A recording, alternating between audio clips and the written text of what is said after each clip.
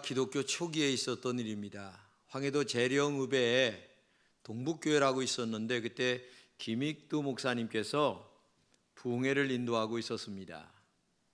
김 목사님께서 하나님의 은혜를 받아서 정말 병자를 고치는 능력이 있었어요. 우리가 많은 사람들이 줄을 서서 안수 기도를 받기를 원했죠. 그런데 아주 젊은 청년이 안수 기도를 받기를 원했습니다.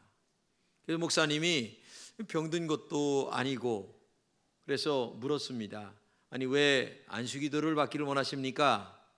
이러니까 이 젊은 청년이 하는 말이 나는 교회 나간 지 얼마 안 되는데 11조로 해야 되겠는데 도저히 내 마음속에 11조에 대한 믿음이 없습니다. 그러니 내가 11조를 잘 할 수 있도록 나에게 좀 안수 기도를 좀 해주세요. 그래서 이름을 물었어요. 그러니까 이름이 정찬유라고 얘기를 했어요. 목사님이 그 정찬유라고 하는 청년에게 안수 기도를 정말 잘했습니다. 하나님이 젊은 청년이 이런 마음이 있는데 정말 믿음 생활 잘하고 온전하게 11조 생활하고 하나님 앞에 충성한 일꾼이 되게 하려고 기도했는데 놀랍게도 이 친구가 그때 은혜를 받았어요. 그리고 동북교회에 나와서 믿음 생활하면서 정말 이 한국교회에 큰 자취를 남기는 사람이 됐는데 이 김익두 목사님과 그리고 이 정찬유라고 하는 사람이 나중에 동북교회에서 장로님이 됐습니다. 하나님이 그에게 굉장히 물질 축복을 많이 주셨어요. 역사에 보게 되면 이 김익두 목사님과 이 정찬유 장로님을 통하여 한국 교회가 얼마나 많이 세워졌는지 말할 수 없도록 역사는 우리에게 기록해 주고 있습니다. 신앙생활에서 부담이 가는 것 중에 하나가 물질입니다. 지금도 마음에 갈등을 하시는 분이 아마 있을 겁니다. 그러나 굉장히 중요한 것은 물질 문제가 해결이 안 되면 첫째, 말씀이 내 마음에 잘 안 들어와요. 왜냐하면 사람은 이 마음속에 뭐가 이렇게 안개 낀 것 마냥 그리고 그물 친 것 마냥 걸려 있으면 말씀이 왜곡되어 들어옵니다. 그리고 내가 11조 생활을 안 하니까 나에게 목사님이 그런다라고 하는 괜히 자격지심이 들게 돼 있어요. 그래서 여러분의 개인적 신앙생활을 위해서나 아니면은 여러분의 복받는 일을 위해서나 아니면 또 모든 사람들에게 나는 하나님의 사람이라고 하는 이 증거를 하기 위해서 이 온전한 11조 생활이 우리에게 굉장히 중요한 것입니다. 마음문이 100% 열려야 하나님의 말씀이 내게 100% 들어오게 되는데 이 11조가 안 되면 신앙생활에 마음이 열리질 않아요. 참 이상한 거예요. 그러나 새로 나오신 신자들은 억지로 안 하는 것이 좋습니다.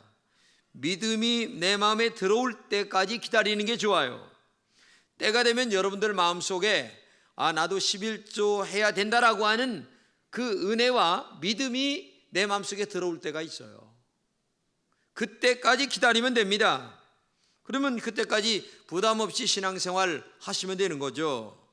그렇기 때문에 이 11조 생활이라고 하는 것은 처음에서부터 괜히 하다가 시험 들 필요도 없고, 그러나 집사 직분 이상 받으신 분들은 또 내게 십자가의 은혜가 깨달아지신 사람들은 온전하게 11조 생활하는 것이 아주 바람직한 신앙생활이라고 하는 사실을 우리가 알아야 되겠습니다. 이 본문 말씀은 어떤 말씀이냐면 이스라엘 백성들이 바벨론의 포로로 잡혀갑니다. 고생을 엄청나게 하다가 다시 돌아왔어요. 돌아와서 하나님의 성전도 개보수를 하고 그 다음에 그 이스라엘에 가보게 되면 성벽이 있는데 성벽도 재건을 합니다. 그러면서 빨리 그 메시아 대신 예수님이 오실 것을 기다리는데 이게 늦어지는 거예요. 늦어지다 보니까 이 사람들의 신앙생활이 세상적으로 흘러가는 겁니다. 한마디로 얘기하면 정말 세금도 점점 많이 내게 되고, 그 다음에 인간적으로 신앙생활을 하게 됩니다. 그래서 11조 생활을 안 합니다. 그러다 보니까 병충해 때가 황충이 와서 그 곡식을 막 갉아먹습니다. 더 피폐해집니다. 사람이 어려워지면 자꾸만 인간적인 생각으로 자꾸 돌아가는 거예요. 이게 뭐 엎친 데 덮친 격이라고 하는 말이 있듯이, 안 되면 자꾸만 더 믿음으로 살아가야 되는데 안 되면 안 될수록 인간적으로 자꾸 흘러가는 거예요. 그러다 보니까 하나님의 말씀대로 안 삽니다. 그리고 예배도 게을리합니다. 11조 드리는 거 인색합니다. 더 심각한 것은 이방 여인들과 결혼하여 이방 여인들이 가지고 온 그 우상을 섬기게 돼 있어요. 그리고 제사장들조차도 제물에 흠이 있는 것을 하나님 앞에 드렸다는 얘기죠. 온전한 것을 드리면서 하나님께 제사를 드려야 되는데 좋은 것들은 자기 육신을 위하여 빼돌렸어요. 그러니까 백성들만이 아니라 제사장들까지 이런 나쁜 짓을 하다 보니까 하나님이 이 말라기 선지자를 통하여 경고의 말씀을 주시는 거죠.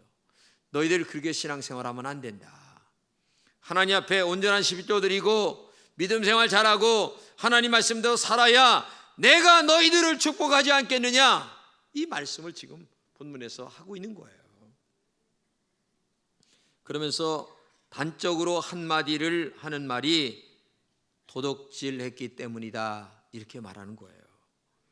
본문의 이 사건은 그 시대만의 사건은 아닙니다. 믿는 사람들에게 주시는 하나님의 교훈의 말씀입니다. 하나님의 축복을 받는 비결의 말씀이죠. 저는 여러분이 복을 받아 행복하게 잘 살기를 원합니다. 적어도 물질의 어려움은 없이 하나님 앞에 잘 살았으면 하는 마음이 큽니다. 그런 축복된 가장 기초가 뭐냐? 온전한 11조 생활이라고 하는 사실을 우리가 알아야 되겠습니다. 하나님은 왜 11조로 하라고 했을까요? 두 가지 큰 이유가 있습니다. 하나는 도둑이 되지 않기 위해서 11조를 하라고 말씀하십니다.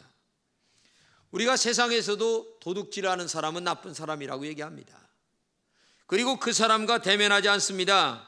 그런 사람은 감옥에 갑니다. 사람들로부터 좋은 인상 못 받죠. 이건 영적으로도 마찬가지입니다. 하나님의 것을 도둑질하면 하나님이 우리를 축복하시겠습니까? 안 되죠. 우리는 육신적으로나 영적으로 도둑이 되지 말아야 하는데, 본문 성경은 이렇게 얘기합니다. 같이 읽겠습니다. 사람이 어찌 하나님의 것을 도둑질하겠느냐? 그러나 너희는 나의 것을 도둑질하고도 말하기를 우리가 어떻게 주의 것을 도둑질하였나이까 하는도다. 이는 곧 11조와 봉헌물이라. 너의 곧 온 나라가 나의 것을 도둑질하였으므로 너희가 저주를 받았느니라. 이렇게 말씀하고 계세요. 이스라엘 백성들이 온전한 11조를 안 합니다. 형식상 적당하게 드립니다. 이것을 알고 있었던 말라기 선지자를 통하여 하나님은 경고장을 날리십니다. 책망하십니다. 제발 도둑은 되지 말아라. 우리는 하나님 앞에서 도둑은 되지 말아야 합니다. 하나님께 복을 받도록 신앙생활을 해야 된다는 얘기예요. 그런데 재미있는 얘기는 왜 하나님의 11조를 떼어 먹었느냐, 이렇게 말씀하지 않고 오늘 본문에 도적질했다라고 하는 말로 표현을 하고 있어요. 왜 같은 말을 해도 이렇게 표현을 했겠느냐? 그것은 다른 게 아니에요. 너 시간의 주인이 누군 줄 아느냐? 너 생명의 주인이 누군 줄 아느냐? 너 온 우주의 주인이 누군 줄 아느냐? 나 전능하신 하나님이다. 이걸 알아라. 또 하나는 너희들은 청직이다. 청직이라고 하는 것은 내 것이 아니고 하나님의 것을 맡아서 관리하는 사람을 얘기하는 거예요. 우리가 분명히 이걸 알아야 합니다. 정말 너희들은 청직이다. 너희가 청직이라고 하는 것을 분명히 선언하는 징표가 있어야 하는데, 그것이 바로 온전한 11조다 말씀하고 있는 거예요. 요즘 제가 보니까 하나님의 교회의 재정에 손을 대는 사람들이 있어요. 그 사람이 누군 줄 아십니까? 11조를 온전하게 안 하는 사람들이 하나님의 재정에 돈을 대는 사람이에요.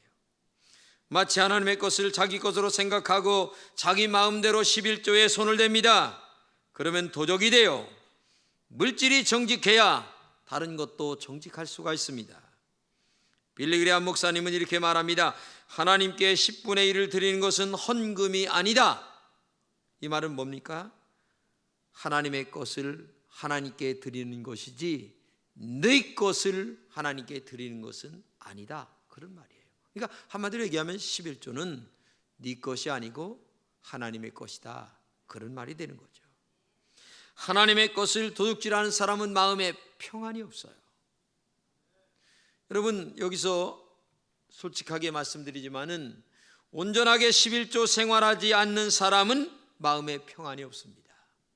교회 나와도 늘 짐이 있는 것 같아요. 초신자는 상관없어요.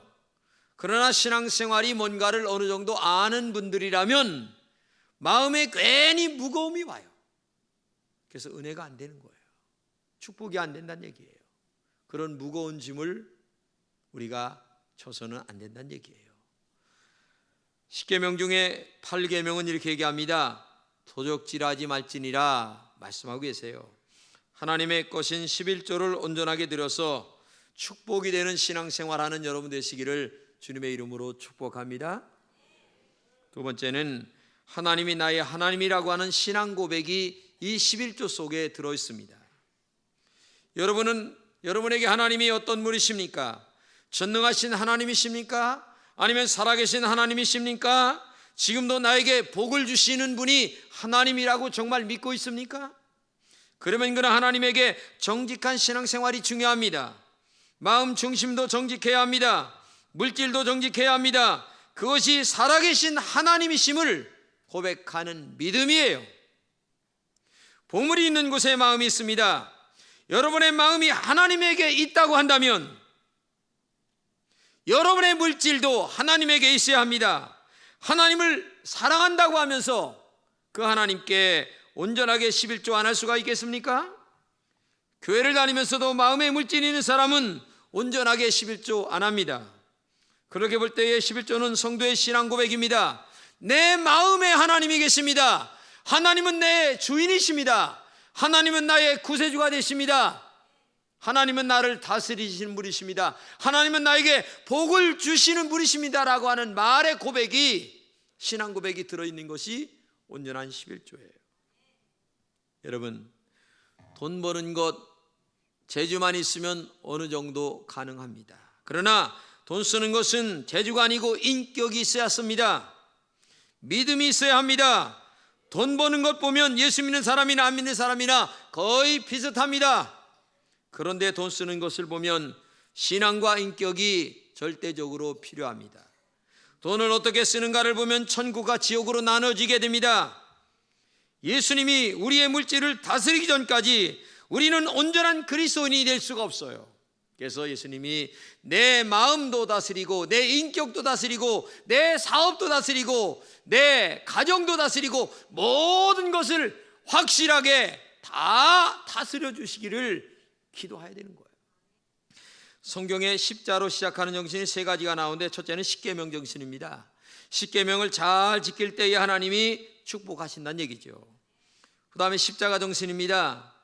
예수님이 우리를 위해서 십자가에 죽으셨다는 사실을 믿고 고백하고 십자가에 피 흘린 정신으로 살아갈 때에 우리에게 복 주신다는 얘기죠. 그 다음에 중요한 게 11조 정신입니다. 너희들 11조 하나님께 온전하게 드려라. 그러면 내가 너희들을 축복해 주마. 이것이 11조 정신이에요. 부탁합니다. 여러분 정말 하나님 앞에 복 받도록 믿음 생활하시기를 주님의 이름으로 축복합니다. 그러면 11조를 온전하게 하는 백성에게 주신 축복이 있어요. 여기 몇 가지가 나오는데 첫째는 하늘문을 열어주신다고 말씀하고 있습니다. 같이 한번 읽겠습니다. 만군의 여호와가 이르노라 너희의 온전한 11조를 창고에 들여 나의 집에 양식 있게 하고 그것으로 나를 시험하여 내가 하늘문을 열고, 이렇게 말씀하고 계세요. 하늘문이 열린다고 하는 말은 은혜의 문이 열린다는 말입니다. 축복의 문이 열린다는 말입니다.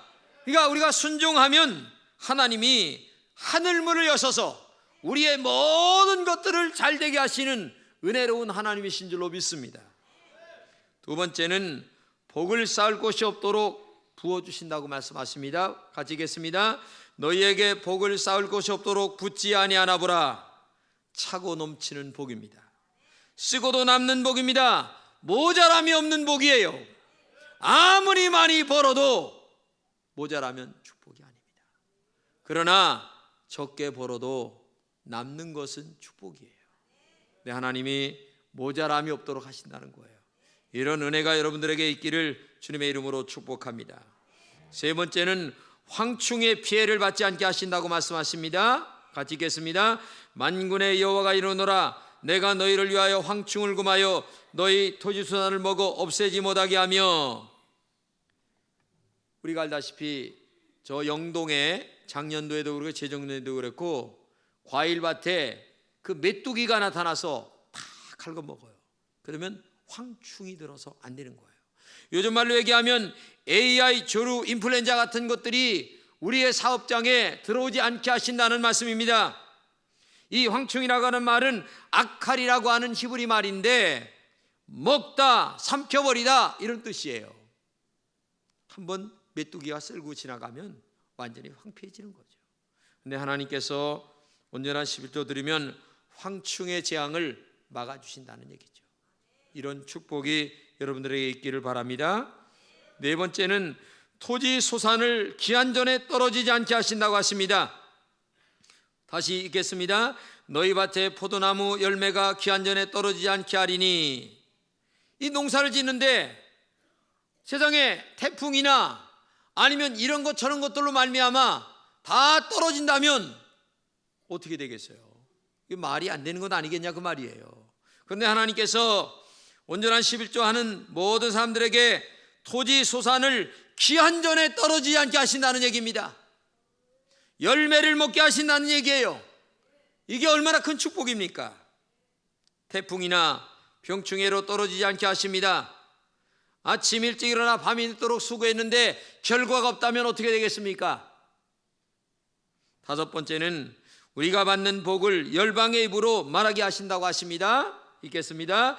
너희 땅이 아름다워짐으로 모든 이방인들이 너희를 복되다 하리라. 만군의 여호와의 말이니라. 이 말은 무슨 말이냐면, 야, 저 사람은 예수 믿더니 복을 받았어. 아니 어떻게 저렇게 갑작스레 복을 받았지?